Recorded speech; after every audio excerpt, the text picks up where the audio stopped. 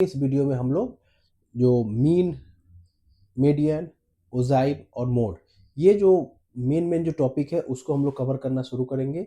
3-4 video आएंगे, हो सकता है ज़्यादा भी आए, क्योंकि मैं इसमें जो प्रयोग क्वेश्चन है उसको भी शामिल करूंगा। थ्योरी पार्ट तो जो एक्सरसाइज है वो तो आप लोग सब जगह मिल जाएगा, लेकिन प्रयोग क्वेश्चन पे भी हमें फोकस करना चाहिए और उसके हम लोग देख के आगे बढ़ेंगे। तो आज हम लोग क्या क्या पढ़ना है हम लोग को, देखिए जितना हो पाएगा। थ्योरी पार्ट एक ही दो वीडियो में आप लोग को समझ में आ जाएगा। देखिए हमें क्या क्या पढ़ना है। मीन में हम लोग कौन कौन चीज पढ़ना है, तो हम लोग को पढ़ना है प्रत्यक्ष पद्धति, ठीक है। डायरेक्ट मेथड, डायरेक्ट मेथड क्या होता है, एक्स बार। एक एक टर्म को मैं समझाऊंगा, लेकिन आप लोग देखिए तीनों को एक जगह स्क्रीनशॉट ले सकते हैं शुरुआती तौर पर कि ऐसा कैसे होता है उसको। देखिए प्रत्यक्ष पद्धति, एक्स एक्स बार इसको हम लोग कहेंगे, एक्स के ऊपर होगा तो इसको कहेंगे एक्स बार। पढ़ेंगे कैसे, एक्स बार, ठीक है, एक्स बार। तो एक्स बार बार क्या होगा इसको, और ये आता है, इसको बोलते हैं हम लोग सिग्मा, ठीक है। अभी आप लोग सिग्मा जानिए, बाद में क्या इसका मीनिंग क्या होता है उसको मैं समझाऊंगा। तो ये सिग्मा एफ आई, और यहाँ पे जो हम लोग इस तरह लिखे हैं एफ आई, ये एफ आई है, ठीक है। यानी कि F I X I by sigma F I, ठीक है। कल्पित माध्य पद्धति में क्या होता है, x bar A plus sigma F I D I by sigma F I. और डी आई क्या होता है, देखिए डी आई होता है एक्स माइनस ए, और ये जो ए होता है यही हमारा क्या होता है, एज्यूम्ड मीन होता है, ठीक है। एज्यूम्ड मीन होता है, उसको हम लोग कैसे लिखा जाता है उस पर हम लोग बाद में आएंगे। उसके बाद एक और पद्धति आता है कर्मांतर पद्धति। कर्मांतर पद्धति का सूत्र ये है। तो बेसिकली तीनों पद्धति में डिफरेंस क्या है, तीनों पद्धति हमें क्यों जानना चाहिए, और तीनों पद्धति का मेनली कारण क्या हुआ डेवलपमेंट का। तो इसका बेसिकली कारण ये है कि आपका कैलकुलेशन को इजी बनाया गया, ठीक है बच्चों। आपका जो कैलकुलेशन है उसको इजी बनाने के लिए इन तीनों पद्धति का यूज किया गया। जैसे ही हम लोग देखेंगे कि जो प्रत्यक्ष पद्धति होता है, ये डायरेक्ट मेथड होता है, ये हम लोग कहीं भी लगा सकते हैं, लेकिन इसके भी कुछ लिमिटेशन है, क्योंकि इसमें कैलकुलेशन बहुत बड़ा बड़ा आता है। तो हम लोगों ने बड़ा को छोटा करने के लिए हम लोगों ने एज्यूम्ड मीन मेथड ले लिया। अब इससे भी छोटा करने के लिए हम लोगों ने कर्मांतर पद्धति ले लिया। तीनों में मान लगभग साम से एक ही आएगा, और तीनों में लेकिन कुछ कुछ का लिमिटेशन है। जैसे कर्मांतर पद्धति का लिमिटेशन है, कल्पित माध्य का लिमिटेशन नहीं है, ठीक है, वो होता है। दूसरी बात, इस पद्धति में आपका जब एग्जाम में अगर नहीं कहा जाए कि किस पद्धति से बनाना है, तो आप लोग तीनों में से कोई पद्धति लगा सकते हैं। लेकिन अगर आपको बोल दिया जाए कि भाई आपको ये मेथड ही यूज करना है, स्पेसिफिक मेथड तीनों में से, मीन के लिए, माध्य के लिए, तो आपको उसी मेथड से यूज करना होगा। तीनों मेथड को कैसे हम लोग सवाल बनाएंगे, क्या मतलब होता है, उसको हम लोग देखते हैं। तो चलिए शुरू करते हैं इसको। तो मीन में मैंने आपको बताया कि सबसे पहले क्या है, एक्स बार। इसको हम लोग क्या पढ़ेंगे, एक्स बार, ठीक है। उसके बाद आपको आता है, देखिए इसी में हम लोग लिखेंगे ये आई होता है, यानी एक्स आई, यानी कि आई क्या है यहाँ पे, इसको अगर पढ़ सकते हैं एक्स आई, ठीक है। तो ये आई क्या है, ये हम लोग बेसिकली क्या है, रिपीटिशन है। रिपीटिशन कहने का मतलब कि कोई संख्या जब हम लोग कितने बार देंगे उस रिपीटिशन में आएगा, वो होगा। दूसरा होता है, आपको मैंने बताया सिग्मा, इस तरह लिखा है, इसको हम लोग क्या पढ़ते हैं, सिग्मा। बेसिकली ये क्या होता है, समेशन। समेशन, इसमें दो टर्म होते हैं, देखिए ए बी सी, ठीक है।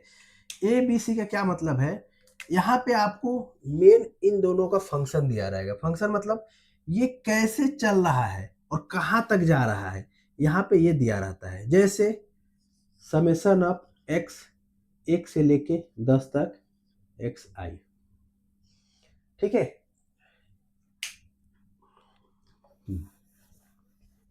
तो हम लोगों ने क्या पढ़ा, देखिए अभी समेशन ऑफ एक्स आई। देखिए यहाँ क्या मैंने बताया, ये कहां से कहां तक, इसको अगर आप लिखिए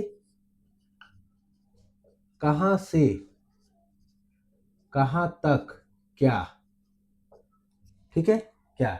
तो कहने का मतलब क्या हो गया कि अगर आपको अभी दिया है, देखिए एक्स आई, एक से कुछ भी हो सकता है, एक से लेके 10 तक, और क्या है एक्स आई। तो अब हम लोग क्या करेंगे, ये क्या है, summation of x I from 1 to 10। इसको हम लोग कैसे लिखेंगे, देखिए x1, ठीक है, x2, 10 तक जाना है, plus x3 plus x4 plus x5 plus x6 plus x7 plus x8 plus x9 plus x10। यानी हम लोग कहाँ तक गए, यहाँ तक हम लोग 10 तक समेशन को लेके गए। तो सिग्मा का मतलब यही होता है कि हम लोगों को लेके, अगर इसी में देखिए क्या रहे, समेशन ऑफ x बराबर 1 से लेकर 5 तक xi mi, ठीक है। तो ये क्या होगा देखिए, x1 m1 x2 m2 x3 m3 x4 m4 x5 m5। तो इस तरह हम लोग समेशन को जहां तक दिया रहेगा वहां तक हम लोग लेके जाएंगे। प्रत्यक्ष पद्धति में इसका बहुत उपयोग आता है। कोई भी पद्धति में सिग्मा आपको दर्शाएगा कि कहां से कहां तक लेके जाना है, और आपको दिया रहेगा 1 2 3 4 5। अब आपको जो तथ्य है, तथ्य जिसको हम लोगों ने आगे पिछले वीडियो में देखा था, डाटा, अब ये डाटा आपको मिलेगा ग्रुप, ठीक है, अनग्रुप, सजाया हुआ, सजाया हुआ, नहीं सजाया हुआ, ठीक है, नहीं सजाया हुआ।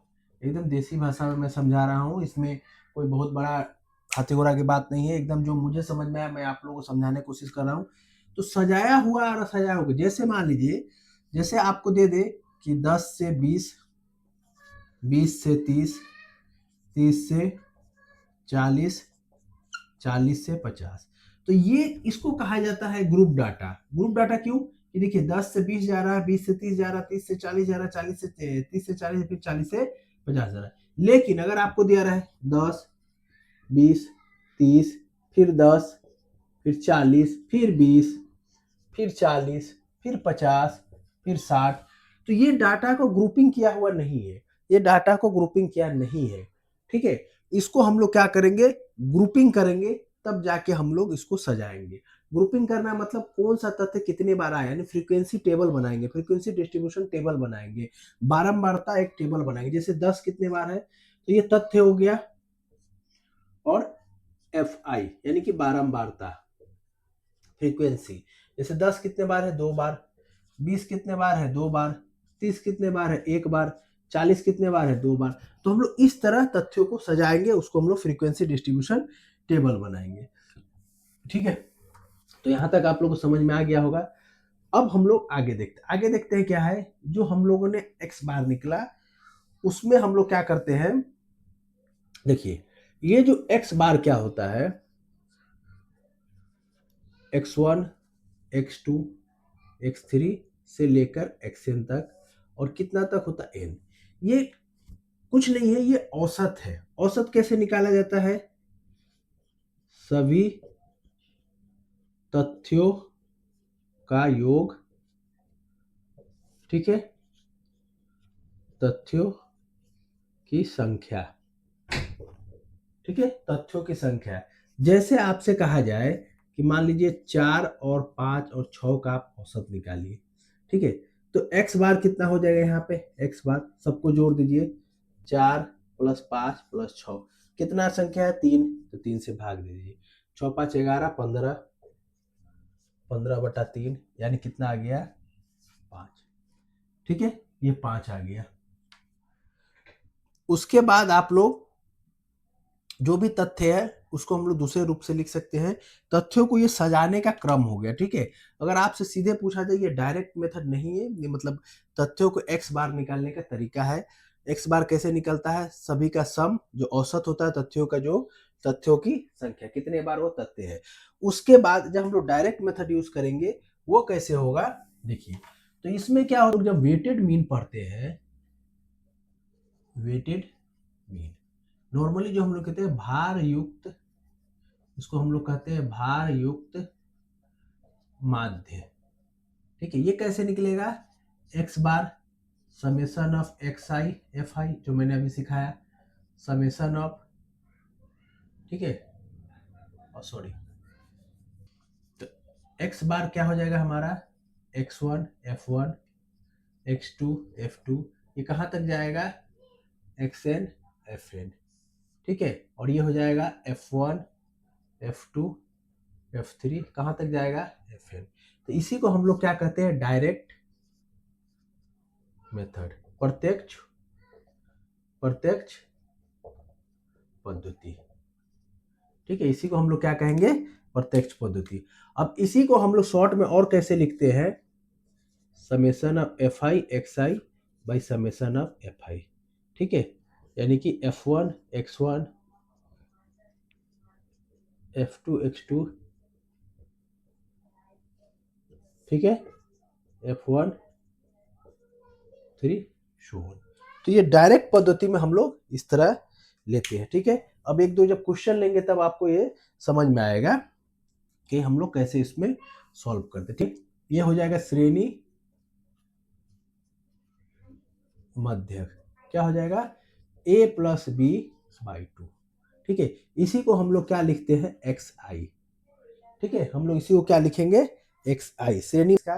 तो माध्य क्या होता है, एक सेंट्रल पोजीशन को दर्शाता है, बीच की एक ऐसी संख्या होती है जो सबको रिप्रेजेंट करे। जैसे मान लीजिए अब 4, 5 और 6, सबका अगर हम लोग जब एवरेज निकालेंगे तो ये कितना आ जाएगा, 5। तो ये ऐसा होता है कि बीच का 5 जो है 6 के भी करीब है और 4 के भी करीब है। तो इस तरह हम लोग इसका निकालते हैं का परिमाण, ठीक है।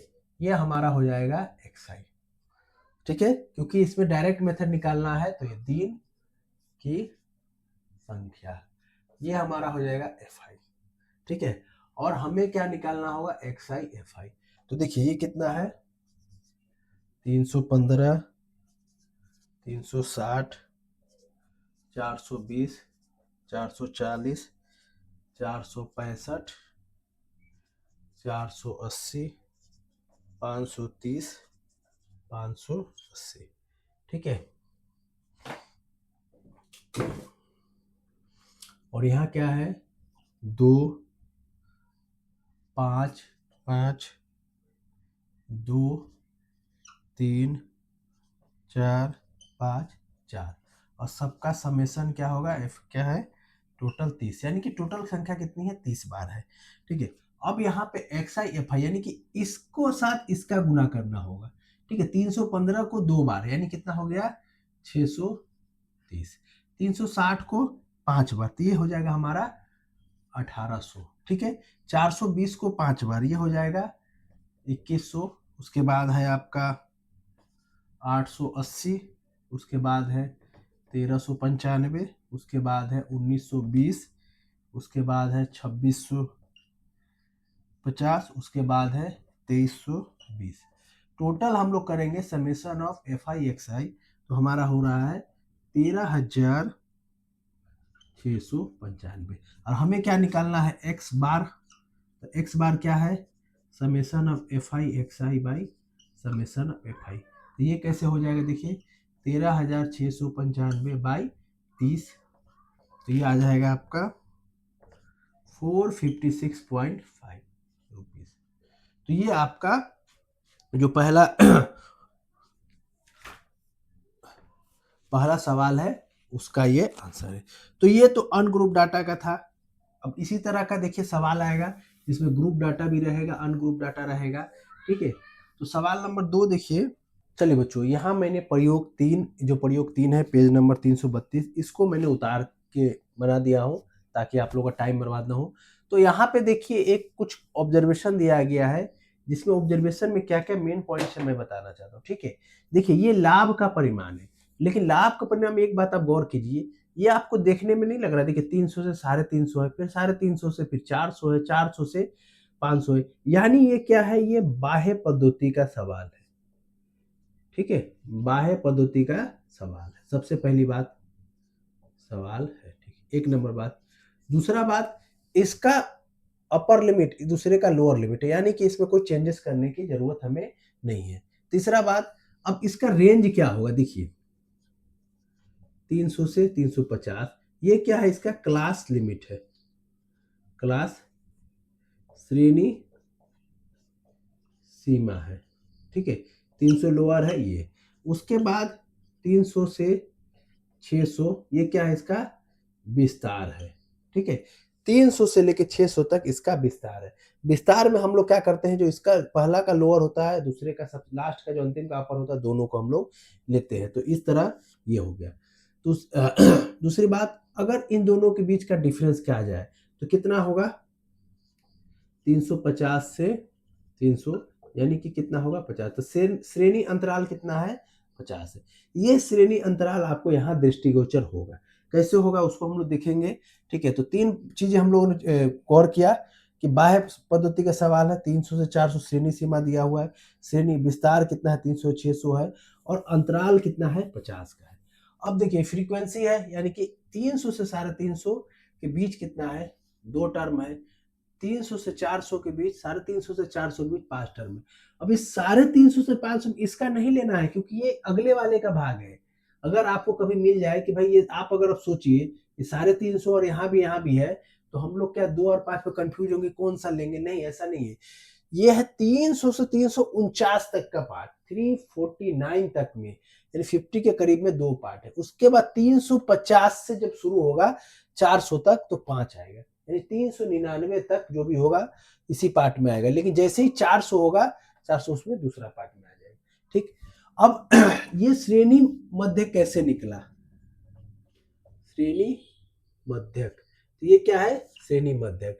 तो ये कैसे निकला, देखिए इस दोनों को मैंने पहले बताया a प्लस बी बाई 2, यानी दोनों को जोड़िए 350 प्लस 300 बटा 2 यानी कि 650 बटा 2 यानी कि 325, ठीक है। पहला बात ये रखिए। दूसरा बात फिर दूसरे को जोड़िए, 400 प्लस 350 बाई 2, ये हो जाएगा आपका 375। तो देखिए पहला आपको यहाँ समझने वाली बात है, बस आपको 2 ही टर्म निकालने हैं। देखिए पहला 325, दूसरा है 375, दोनों के बीच डिफरेंस आपको 50 का मिलेगा, और ये डिफरेंस सब में चलता आएगा। इसमें 50 जोड़ दीजिए, फिर इसमें 50 जोड़ दीजिए, इसमें 50 जोड़ दीजिए, इसमें 50। अगर आपका ये दोनों में अंतर आपको समझ में आ गया तो ये सब में वही अंतर चलता रहेगा, सभी में कितना रहेगा वही अंतर चलता रहेगा। बस तो आपने xi और fi दोनों को गुना किया, देखिए इतना आ गया। अब हमें x बार निकालना है तो क्या निकलेंगे, summation of fi xi by summation of fi। Answer आपका बुक में दिया हुआ है, आप लोग देख सकते हैं। तो ये था डायरेक्ट प्रत्यक्ष पद्धति के सवाल। इससे जुड़े हुए कुछ ऑब्जेक्टिव क्वेश्चन भी आते हैं, उसको हम लोग आगे देखते हैं।